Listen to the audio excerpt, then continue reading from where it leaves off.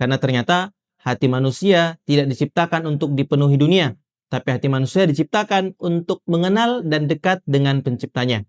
Itulah kenapa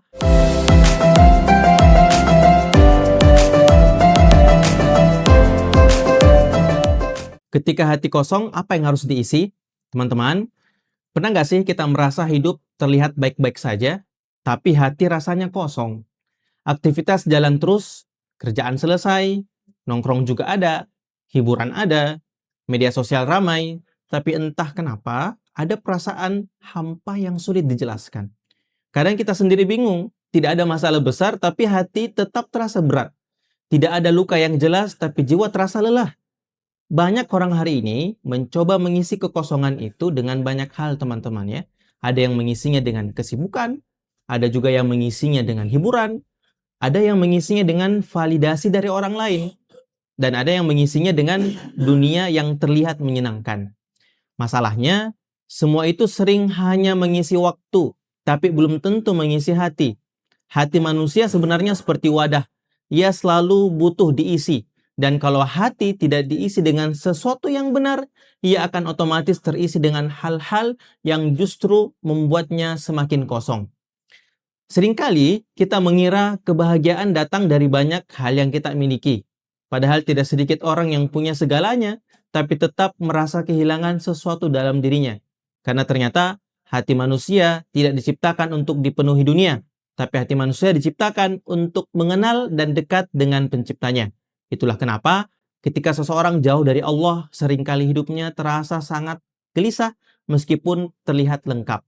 Makanya Allah Subhanahu wa taala berfirman, "Wa man a'rada 'an dzikri fa inna lahu ma'isyatan dhanka." Yang artinya, barang siapa berpaling dari peringatanku, kata Allah, maka sungguh dia akan menjalani kehidupan yang sempit.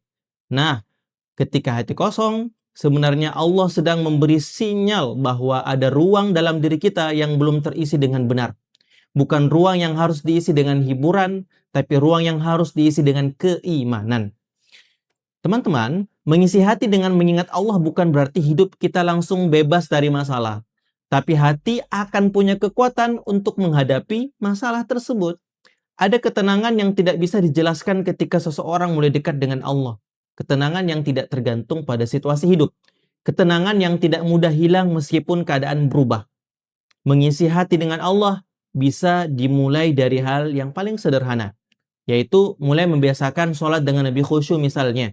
Mulai meluangkan waktu membaca Quran walaupun sedikit. Mulai memperbanyak zikir di tengah kesibukan. Mulai belajar berdoa dengan jujur tentang apa yang kita rasakan. Teman-teman, banyak orang merasa harus menunggu menjadi baik dulu baru mendekat kepada Allah. Padahal justru ketika hati kosong, itulah saat terbaik untuk kembali kepada Allah.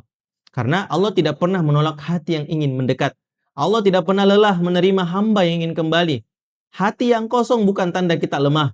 Bisa jadi itu tanda bahwa jiwa kita sedang rindu kepada Rabb-Nya. Mungkin selama ini kita sudah mencoba mengisi hati dengan banyak hal.